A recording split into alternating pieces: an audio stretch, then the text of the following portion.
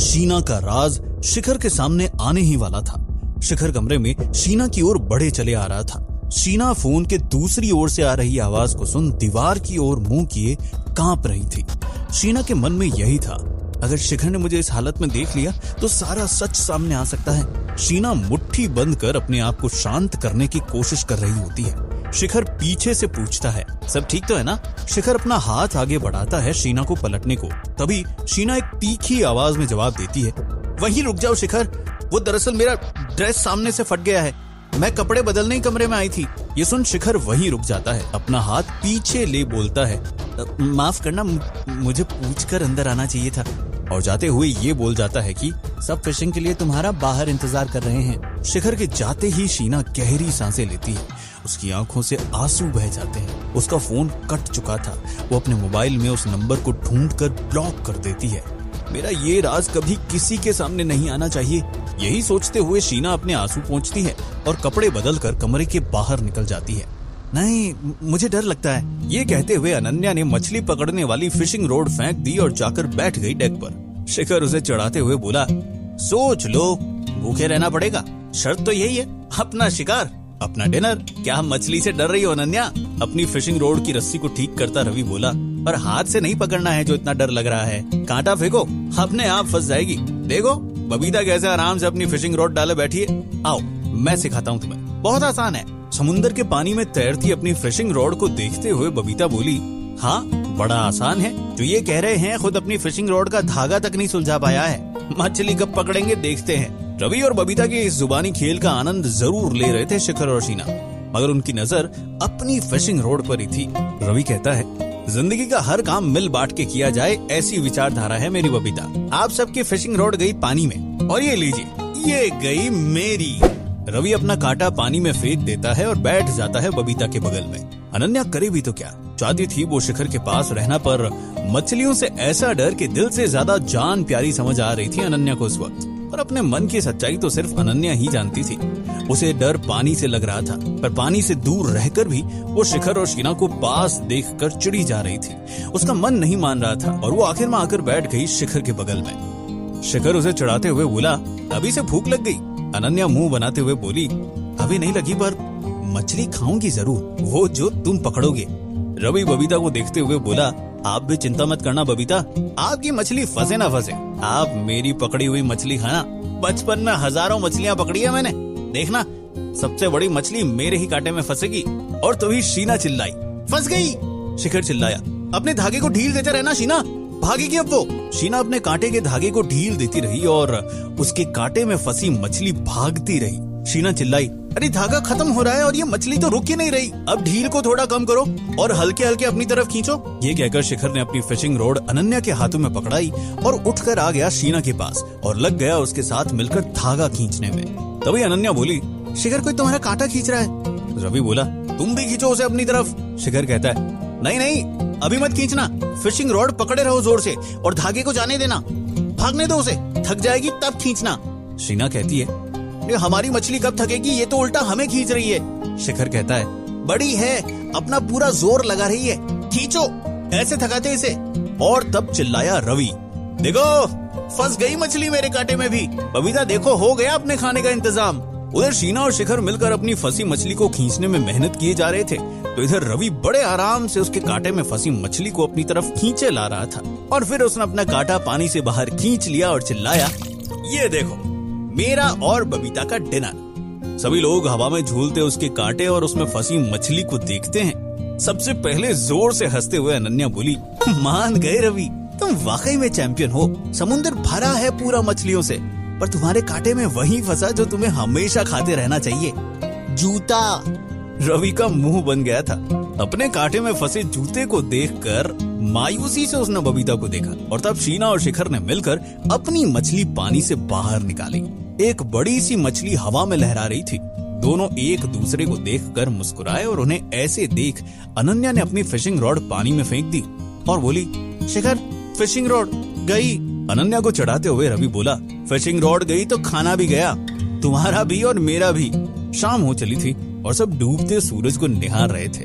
Models थक कर आज रात अपने कमरे में सोकर गुजारने का फैसला कर वहां से रवाना हो जाती है और तब उन सब की नजरें डूबते सूरज के गेहुए रंग से अलग हटते हुए पड़ती है एक सुनहरे बदन पर, जिस पर एक लाल बिकनी और टॉप पहने शीना डेक के कोने पर आकर खड़ी हो जाती है। शिखर अपना चश्मा उतार लेता है और रवि के खुले मुंह को बंद करता है। बबीता अपनी किताब से नजर हटाकर एक झलक शीना को देखती है और वापस अपनी किताब में मगन हो जाती है। पर अनन्या को शीना का ये सुंदर मनमोहक रूप पसंद नहीं आता और वो जलन के मारे वहां से उठकर चली जाती है। शीना पलटती है इन सब की तरफ मुस्कुराते हुए और खुद ही पीछे की तरफ गिर जाती है। शीना के ऐसे करते ही शिखर चिल्लाता हुआ भागता है डेक की तरफ। शीना!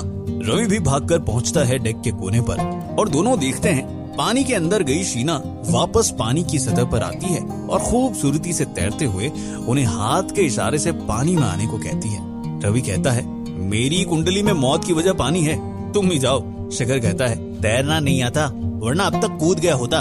तभी उनके पीछे से आवाज आती है, पानी में क्या देख रहे हो? पलट कर देखने पर उन्हें अनन्या दिखती है जिसने अब एक टॉप और शॉर्ट्स पहन रखा है। रवि कहता है, तुम भी कूदने जा रही हो? कूद जाओ, देखो कौन कितनी दूर तक तैर सकता है। वैसे शीना आगे निकल चुकी है तुमसे। शिखर पानी में तैरती शीना को देखकर कहता है, देखो कैसे एक मछली की तरह तैर रही है। शिखर को उस पल शीना किसी जलपरी से कम नहीं लग रही थी और तभी छपाक की आवाज से उसकी नजर पानी में जाती है। उसके बगल में अनन्या नहीं थी, वो भी पानी में कूद चुकी थी। रवि बोला, सही समय पे तारीफ कर दी तुमने शीना की, अब कुछ तो अनन्या को भी साबित करना पड़ेगा। शिखर उसकी तरफ देखे बिना बोला, मेरी नहीं तुम्हारी बात पर कूदिए वो पानी में। अब रवि जोर से बोला, शाबाश अनन्या, तेज चलो, बहुत दूर नहीं शीना तुमसे। पर अनन्या तैर नहीं पा रही थी। कुछ दूर तैरने के बाद ही वो वापस आने लगी जहाज की तरफ। अनन्या के पांव में तनाव के कारण क्रैम्प आ गया था और फिर देखते ही देखते वो डूबने लगी। उसने अपने हाथ पानी में मारने शुरू कर दिए जैसे वो डूब रही हो। शिखर बोला, ये तो डूब रही है शायद। तब शिखर ने जोर से आवाज लगाई, शीना, अनन्या को बचाओ, वो डूब रही है। शिखर की आवाज शीना सुन नहीं पाई, वो तो बस आगे तैरती ही जा रही थी और इधर अनन्या चिल्लाई, बचाओ, और ये कहकर वो पानी के अंदर चली गई। शिखर परेशान हो उठा, वो चिल्लाया, अनन्या, मगर अनन्या कहीं दिखी ही नहीं। शिखर को चिल्लाता देख बबीता भी भागकर वहां पहुंच गई और तब अनन्या पानी के ऊपर दिखी। बबीता ने तुरंत लाइफ गार्ड ट्यूब पानी में फेंका और चिल्लाई, अनन्या उस ट्यूब को पकड़ो। पर अनन्या को कहां कोई सूझ या समझ थी उस वक्त। वो तो अपनी सांसों के लिए पानी से लड़ रही थी और तभी शिखर पानी में कूद पड़ता है। रवि कहता है, अब ये क्यों कूद गया पानी में, इसे भी तैरना कहाँ आता है। सुनते ही बबीता डेक पर टंगे एक बड़े से घंटे को जोर जोर से पीटने लगती है। जहाज के बाकी लोग भी डेक पर पहुंच जाते हैं। शिखर लाइफ जैकेट पहनकर कूद तो गया था पानी में अनन्या को बचाने और वो उसके पास पहुंच भी जाता है, मगर जल्दबाजी में उसने ये जांच तक नहीं की कि उसका लाइफ जैकेट फटा हुआ है और अब अनन्या के साथ साथ शिखर भी डूब रहा था। इस पल अपनी सारी चाल, सारे दिखावे भूल अनन्या शिखर से लिपट जाती है। इस पल उसके मन में शिखर के लिए बस प्यार था। शिखर ने उसे बचाने को बिना सोचे अपनी जान जोखिम में जो डाल दी थी। क्या शुभचिंतक को ढूंढने के चक्कर में शिखर को अपनी जान गंवानी पड़ेगी? डेक पर फैसला नहीं हो पा रहा था कि क्या किया जाए और इसी बीच शिखर किसी तरह अनन्या को बबीता का फेंका लाइफ गार्ड ट्यूब पकड़ा देता है, मगर खुद डूबने लगता है। अनन्या अब खुद को संभाल चुकी थी और उसके सामने शिखर डूब रहा था। डेक पर बबीता लगातार घंटा बजाई जा रही थी और तभी पानी के अंदर से डूबते हुए शिखर के बिल्कुल पास शीना बाहर आती है और शिखर को संभाल लेती है। फिर वो आराम से तैरते हुए एक हाथ से शिखर को संभाले और दूसरे हाथ से अनन्या की लाइफ गार्ड ट्यूब को खींचे जहाज के करीब ले आती है। तब तक जहाज से रस्सियों की सीढ़ी नीचे फेंकी जा चुकी थी और तीनों को ऊपर खींच लिया जाता है। ऊपर आते ही तीनों को कंबल से लपेट दिया जाता है और उनके हाथ और पैर रगड़े जाते हैं। शिखर और अनन्या बुरी तरह से ठिठुर रहे थे और तभी बबीता चिल्लाई शिखर पर, जब तैरना नहीं आता तो कूदे क्यों? रवि जो शिखर के हाथ पैर रगड़ रहा था कहता है, अनन्या को बचाने कूदा, और क्या करता? खड़े होकर इसे डूबते देखता रहता। इससे पूछो, जब इसको तैरना नहीं आता है तो क्यों कूदी पानी में? बबीता बोली, अनन्या, सबकी जान जरूरी होती है, ऐसे फैसले मत लिया करो जो तुम्हारे साथ किसी और की जान पे भी बनाए। शुक्र करो किसी तरह शिखर ने तुम्हें बचा लिया और तुम दोनों को शीना ने। शीना कहती है, बचाए तो तुमने है बबीता, तुम घंटी ना बजाती तो मुझे मालूम ही नहीं पड़ता कि यहाँ क्या हो रहा है। शिखर को देखती अनन्या की आंखों में आंसू थे। आज शिखर उसकी नजरों में बहुत ऊपर पहुंच गया था।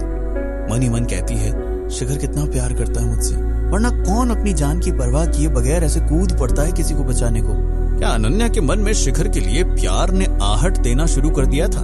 शिखर की नजर शीना पर थी और वो अपने मन में उसे दुआ दे रहा था, एक बार फिर बचा लिया तुमने मुझे। और एक तरफ शीना थी जो अपने मन को ये समझाने की कोशिश कर रही थी कि जो शिखर ने किया अनन्या के लिए वो कोई अपना ही करता है किसी अपने के लिए। तुम बहुत अच्छे हो शिखर, बहुत बड़ा दिल और हिम्मत चाहिए अपनी जान पे दांव लगाने के लिए। और तभी जहाज के ठीक ऊपर एक हेलीकॉप्टर चक्कर काटने लगता है। बहुत तेज बहती हवा में सब अपनी आंखें ठीक से खोल भी नहीं पा रहे थे, मगर शिखर का दिमाग खुल चुका था।